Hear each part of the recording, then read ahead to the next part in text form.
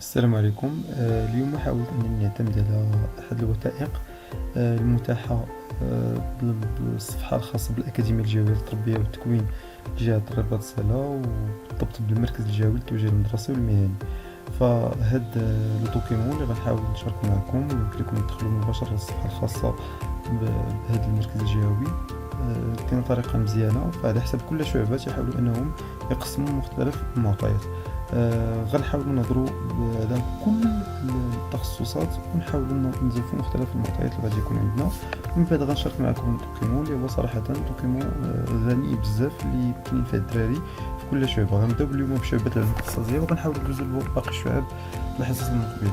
هنا كذلك خصنا نعرفوا بأن هذه السنة كاين تغييرات كثيرة، لا في الامتحانات لا حتى في نظام الباشلر اللي يمكن يتم اعتماده أو يمكن يتأجل من بعد. على كل أيا كان، فالمعلومات اللي غادي ناخذها غتبقى معلومات قيمة.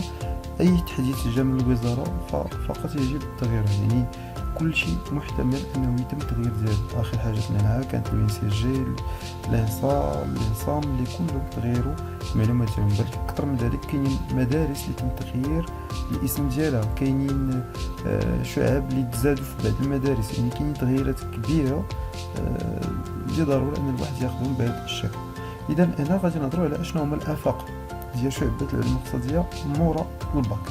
اذا اول حاجه غادي نهضروا عليها انه اولا يمكن الطلبه ديال العلوم الاقتصادية يكملوا في كليه العلوم والاداب الانسانيه. حنا كنهضروا بصفه عامه اش يمكن نديروا، وهنايا تهضروا فقط على التوزيع الجغرافي، وكيف ما يمكن لهم يكملوا كذلك في الكليه ديال التخصص الخاصه بهم اللي هي كليه العلوم القانونيه والاقتصاديه والاجتماعيه. طريقة الولوج مباشرة، يعني أي واحد خدا الباك يمكن له إما يمشي يدير الأدب والعلوم الإنسانية اللي اختارها، أو أنه يمكن يكمل في كلية العلوم القانونية والاقتصادية. يعني كاين شي غيحبسو باش يمشي يكمل في هاد المعطيات. هنا الدبلوم اللي غادي نحصلو عليه، هنا تيهضروا ليه على ما يسمى بنظام LMD، ولكن في هاد السنة فبطبيعة الحال الدبلومات اللي يمكن نهضروا عليهم يمكن يكون اختلاف هاد الدبلومات بهذا الشكل، لأنه ال LMD كان تيهضروا على شنو هو ال LMD، هو ليسونس ماستر دكتور. هاد العام غيولي لنا الباشلر، الا تم التاكيد على انه غيتم هاد العام اذا ما وقع تاجيل ديالو، خصوصا في الظرفيه الحاليه. اذا هنا الدبلومات يمكن يحصل عليهم الشخص هو الدوك بعد سنتين، بعد 3 سنوات يا اما يحصل على اجازه اساسيه ليسونس فوندامونتال، ولا يحصل على اجازه مهنيه ليسونس بروفيسيونيل، او يحصل على ماستر او بيان ماستر سبيسياليزي، ولا يحصل على دكتوراه مورا 8 سنين. اذا شكون هما المؤسسات اللي تعطيو هاد الدبلومات؟ فكاين عندنا كليه متعدده التخصصات. كاينه كليه اللغه العربيه اللي كاينه في مراكش بطبيعه الحال، وكاينه كليه اصول الدين اللي كاينه في تطوان. هادو كاينين فقط في مراكش وفي تطوان. ثم كاينه كليه الشريعه كاينه في فاس وفي اكادير وفي السمار. كذلك كاينه كليه علوم التربيه كاينه في الرباط، انا غنشوف الموقع ديالها بانتقاء مع مبار. كليات متعدده التخصصات هي كاينه في عده مدن وما فيهاش توزيع جغرافي. نسيت ما عطيت واحد المعلومه على مساله التوزيع الجغرافي، يعني كل واحد تيجي في البلاصه فين شد الباك، هذا هو تيقصدو بالتوزيع الجغرافي. يعني في الجهه فين تجي الباك، الجامعه اللي هي كاينه تما هي الكليه اللي تبع لها تما فين يتم تيجي. الوغ كليه علوم التربيه كاين انتقاء ومباراه، هذا الشيء على حساب اخر مره. وكذلك تحصل على اجازه بعد 3 سنوات الا يتم تغيير الباشلر اللي فيه 4 سنوات. كذلك كاين المدارس العليا للتربيه والتكوين كاين في عده مدن. ثم تيكون بالنسبه للابتدائي انتقاء ومقابله، وبالنسبه للثانوي انتقاء اختبار كتابي ومقابله، وتعطينا ما يسمى باجازه في التربيه. كذلك المراكز الجهويه للمهن التربيه والتكوين، اذا هنا تكوين مهني مباشره ديال اطر التدريس. وبطبيعه الحال هنايا مفتوح في حمل شهاده الاجازه في المسالك الجامعيه، يعني هذا ماشي خاص بالباك، هذا خاص بالناس اللي عندهم الاجازه. يعني ملي تيشدوا الاجازه تيمشيو يدوزوا واحد المباراه وتيقراو من بعد باش يكون يا اما استاذ ديال التعليم الابتدائي او الاعدادي او هيل. كذلك ليناس كاينه في المدرسه الاساتذه، كاينه في المدن الكبرى بطبيعه الحال، الرباط، البيضاء، فاس، مكناس، مراكش، وكذلك تطوان. كلها فيها انتقاء زائد مباراة، ولكن حتى هي كذلك هذه خاصة بالناس اللي عندهم إجازة. إذا هنا أولا كذلك كاين اللي تيمكن أنه من الأول أنه يقرأ من البكالوريا حتى يحصل على المعطيات ديالو. إذا ندوزو دابا اللي تيهمونا. إذا هنا هضرنا على الجامعات، على المدارس، على المدارس اللي فيها جانب تكوين. إذا هاد المعطيات يعني الطالب اللي تيشد الباك ديال ليكونومي فهو تيعرف لو سي جي لافاك فقط في الغالب الكلاس بريب. لكن كاينه لو اس تي مهمه بزاف في مجموعه الجهات، وكاين كذلك تيحصلوا على ما يسمى دبلوم الجامعه التكنولوجيا وتيحصلوا على الاجازه المهنيه. لافونتاج تيكون التلاميذ قلال، تيكون سيليكسيون، دونك تيكون فرص كبر انك تنجح يعني مقارنه مع الكليه العاديه. وبالنسبه للمدن هما المدن كتشوفوا يعني كاين مجموعه المدن. لسوء الحظ ما كايناش في مدينه مراكش، كاينه في اقرب المدن، كاينه بالنسبه لمراكش كاينه اسفي وكاينه الصويره، كاينه في وجده، فاس، مكناس، اسفي كي قلنا، برشيد، طرابيضه، سلا، اكادير، الصويره. هادو كلهم تعتمدوا على انتقاء كيقول مين بني ملا، العيون، خنيفره، قنيطره، سيدي بن نور، وحتى في الفقيه بن صالح. اذا هنا كذلك عندنا المدارس ديال لو اس جي. هنا في الاصل كانوا تيخدموا بالطافو، هادشي في العام اللي فات، ولكن يعني واحد الطافو هو واحد الاختبار اللي تعتمد على كيفاش تخدم انت بالذاكره وكيفاش تعتمد على الجوانب يعني الجانب المعرفي، الثقافه العامه، تعتمد على قدرتك على الحساب. هكا كان الكونكور في القديم، هادشي كل ما خرجتي منها دابا تبدل، غادي يوليو تعتمدوا على موقع اخر اللي هو موقع توجيه بوان ام. الوغ هذا الموقع اللي ولا توجيه بوان ام دونك تيكون فيه لا سيليكسيون معتمده على بزاف ديال المعطيات. الوغ بالنسبه مثلا الشعبه ديالك، وكاين واحد المعامل الترجيح حيت توجيه بوان ام هو اللي كنت تخدموا به في لا سيليكسيون في لو اس تي في لي فيستي. المساله نيت اللي نسيت ما هضرتش عليها في لو اس تي، هو انه تيتم الترشيح قلنا الانتقاء بالاعتماد على موقع توجيه بوان ام، يعني اللي تعتمد على شنو هي الشعبه ديالك وشنو هي الشعبه اللي اختاريتها. تخيلوا كاين واحد الشعب كثار في لو اس تي، نرجع للو ان سي جي بنفس الطريقه باش نكمل نفس المعطى، حتى هو غيولي لا سيليكسيون في نفس المعطى في نفس الشكل. ولكن لحد الان مازال ما حددوش الشكل الاساسي، هي هما قالوا راه ما بقاش كونكور وغيكون سيليكسيون. اذا الى الموقع تاع توجيه الطريقه اللي تعتمدوا هو مثلا انت دير الماط وبغيتي دير شي شعبات لانفورماتيك تكون عندك معامل ترجيح كبر. ولكن الا كنتي داير ليكونومي وبغيتي شعبات ليكونومي تكون تحسن من السونس ماتي. اذا يعني تيحسبوا لك النقطه ديال الجهوي الوطني 75%، 25% الجهوي و 75% الوطني، وتضرب في واحد المعامل ديال الترجيح على حساب الشعبه فاش شديتي الباك وعلى حساب الشعبه فاش انت بغيتي تدفع. كذلك عندنا المعهد العالي للتجاره واداره المقاولات لسكاو اللي هو ديجا حلو هاد لا دوموند اللي خصنا نفهمو مزيان. لي سكاو راه فيها بزاف، لان كاين لي سكاو اللي تيدخلوا لها الدراري مورا الكلاس بريبا ولا مورا البي تي اس ولا مورا لي استيمال، هذيك تيكون عندهم الدبلوم لي سكاو. ولكن هنايا لي سكاو بالنسبه للدراري الباك حلات لهم فقط ما يسمى ما يسمى بالاجازه. هذا هو اللي تيكون تدخل لها الدراري العلميين ولا حتى الدراري الاقتصاد تيكون عندهم افونتاج الدراري الايكونوميك باش يخدموا عليها. دونك تيكون انتقاء زائد مباراه، وهي راه بريسك يعني لا بري سيليكسيون راه بقات فيها شي يومين، يعني راه هي اول مدرسه اللي غتسد لا بري سيليكسيون وتعتبر من بين اكبر المدارس. كاينه في كازا وفي الرباط وحتى في غينيا. يعني في فيديو كنشاهدو ديال احد الطلبه تهضر على ان لي سكاو كاين عندها شي فيليال حتى في غينيا افريقيا. الوغ كاين خصنا نفهمو جوج د الحوايج. كاين ديبلوم المعهد هذا اللي تيدخلوا ليه الدراري مورا 2 زون وتيمشيو يقراو 3 سنين تيحصلوا على ديبلوم المعهد في ليسكاو. هذا باش نعرفوها كاين جوج د الحوايج. اما الدراري تيدخلوا لها من الباك راهم تيجدوا اجازه، ولكن ملي تهضر على اجازه ليسكاو راه عندها اون فالور وديجا راك غادي تكون اون كغوند سيليكسيون. مزيان. حاجه اللي ما تعرفوش الدراري الايكونومي بزاف هو انه بامكانهم حتى هما يدخلوا المعاهد العليا للمهن التمريضيه وتقنيه الصحه بطبيعه الحال في بعض التخصصات، وكاينه مذكرات تتخرج ان شاء الله كيف يتم الاصدار ديالها غادي نهضروا عليها مباشره. اللي حتى هي كاين بزاف ديال المعطيات والشعبه اللي تتكون تخيلوا بانه يمكن يحصلوا بالنسبه لهم على اجازه في شعبات الاحصائيات الصحيه. الدراري اللي تيشدوا الباك او البنات اللي تيشدوا الباك في ليكونومي يمكن يمشيو يدوزوا واحد الشعبه ديال الاحصائيات الصحيه، باسكو لي ستاتيستيك راه الدراري الايكونومي تيقراوهم بزاف. اذا هنا عندي الحق حتى المعاهد العليا للمهن التمريضيه وتقنيه الصحه، وهذه خص يكونوا عارفين هاد الدراري بزاف، وبانه كاين في هاد المعاهد ولا عندهم الحق حتى هما يعطيو اجازه اللي فيها 3 سنوات. هادشي تنهضر الا ما تغيرش النظام ديال الاجازه اللي هو كان قديم، يتبدل بنظام جديد اللي هو ولا فيه الباشلر اللي فيها بس، اللي بطبيعه الحال غيزادوا فيه اللغات والباشلر ومجموعه المواضيع.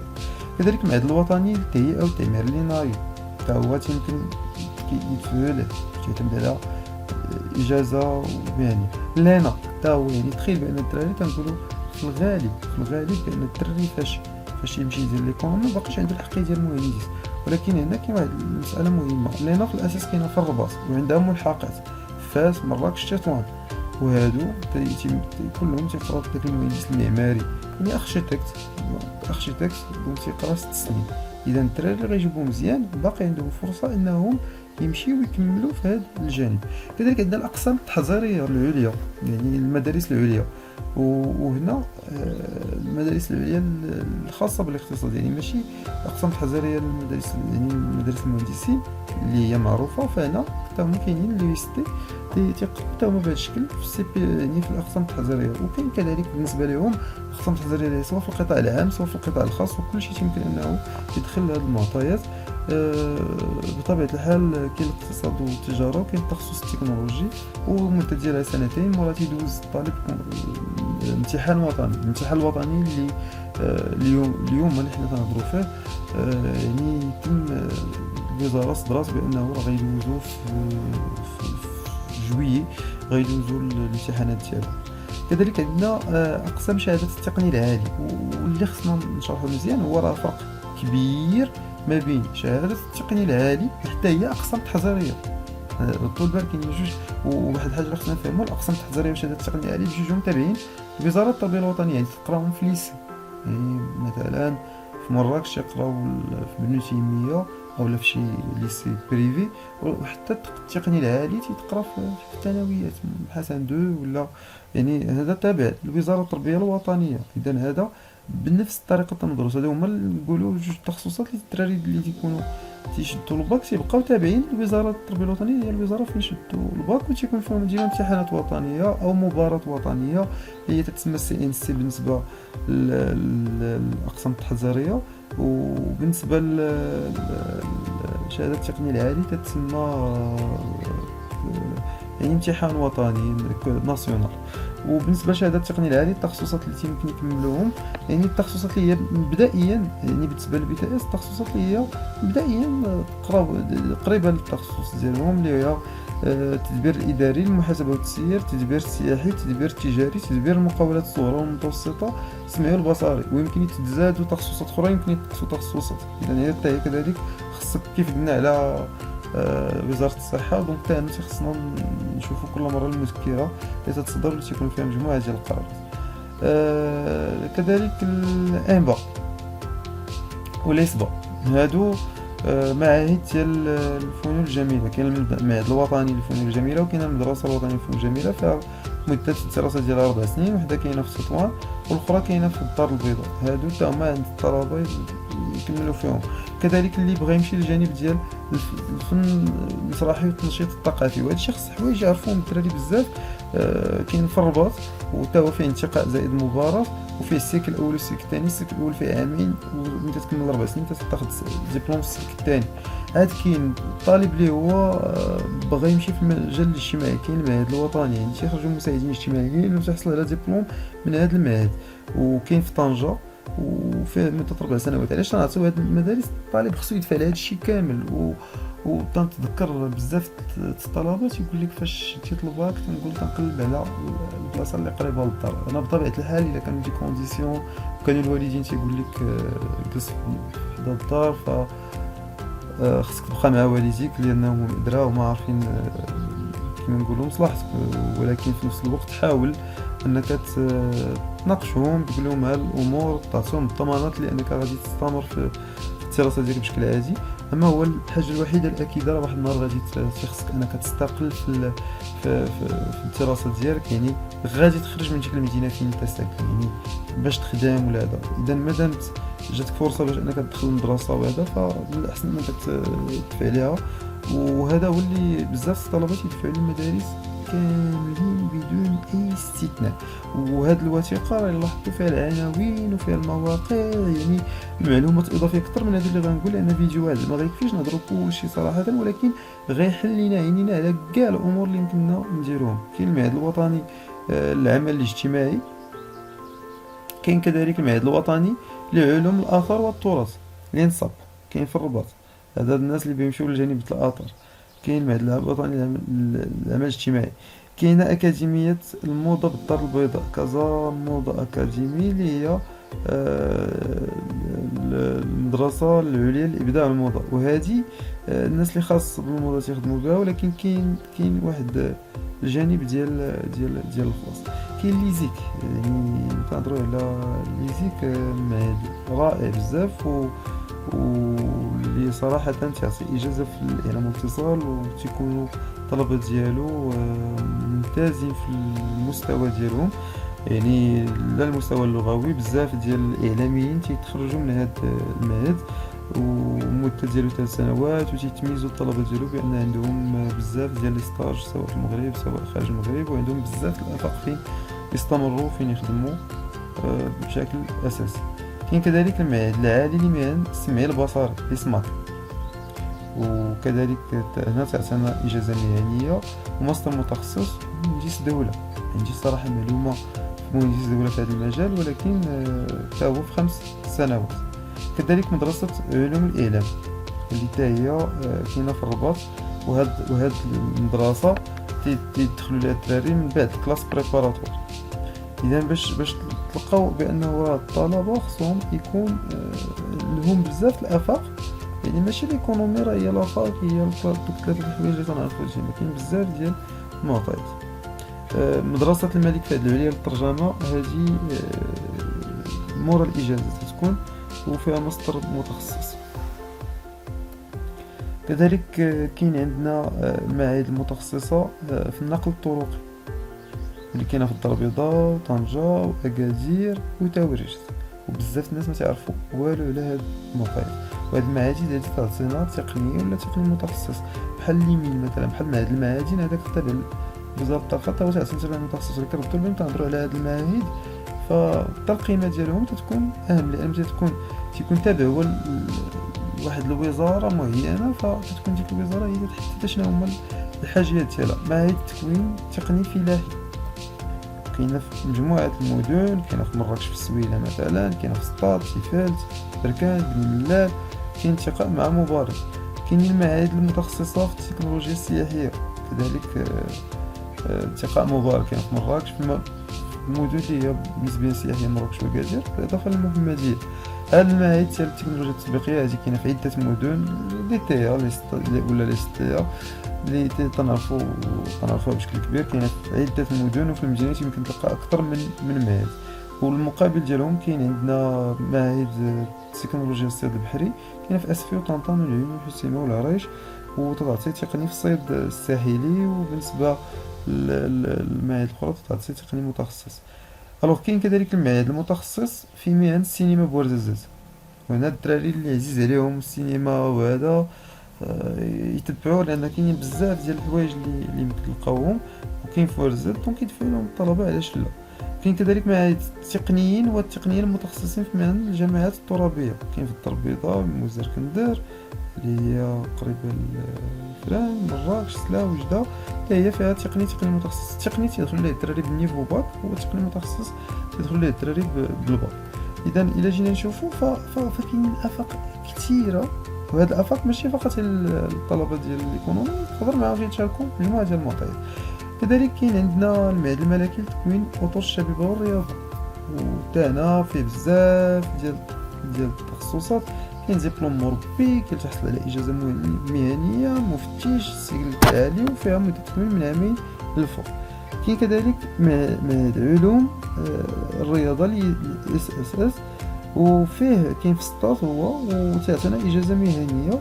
هاد كاين المعهد العالي الدولي للسياحة ليزيت، هي في طنجة، واللي هي مهمة بزاف، واللي تعطي مجموعة ديال المطارات. إذا فوالا كاين عندنا المباراة الوطنية. دونك الشعب اللي تيقراو من الدراري تاع ليكونومي في كلاس بريباراتوار كاين ECS وكاين ECT. كذلك يعني المؤسسات اللي تيكون عند الحق انه يدخلوا لهم الطلبه من بعد، كاينه المدرسه الوطنيه للتجاره والتسيير. اذا كاينه في عده مدن. اذا اللي ينجح في المباراة يدخل لهذيك المدرسه فيما بعد. كاش الدراري اللي هو من الاول باغي اليونسيجي تقاتل معاه من الاول، يعني من الباك. هنا عندنا المؤسسات العسكريه، يعني دبلوم الدراسات الجامعيه والعسكريه تحصل عليهم. كاينه في مكناس بطبيعه الحال لارمي، وكاينه 3 سنين وتيتزاد سنه خاصه بالتكوين العسكري. كاينين ضباط الصف، يعني في المنشات والمظليين والرياضة والمدرعات والنقل الخيالي والتموين والذخيرة والمصالح الاجتماعية، وكذلك المصالح يعني الشرطة والوقاية المدنية. دونك هنا تنهضروا على المصالح الاجتماعية كلهم تكون عندهم انتقال زائد تكوين. كاين في مجموعة المدن في بن قرير بالنسبة للمنشات، المعمورة بالنسبة للمظليين، إذا النقل الذخيرة. دونك كل واحد على حسب التخصص ديالو. بالنسبة للملازم تكون بالنسبة للمصالح الاجتماعية تكون عنده 4 سنوات. والشرطة كاين المعهد الملكي للشرطة في قنيطرة، وبطبيعة الحال كاين الوقاية المدنية في المدرسة ديال الوقاية المدنية تعطي راقب. إذا كان هادشي كل ما يمكن للدراري القصدية على الأقل، يعني تخيلوا بأن هادشي كاع اللي هضرنا عليه راه كاين ما أكثر منه، يعني كاينين في آفاق أخرين كل عام تيتحلوا مدارس جداد. إذا ما على الطلبة إلا أنهم يبحثوا، ونتمنى لكم التوفيق جميعا.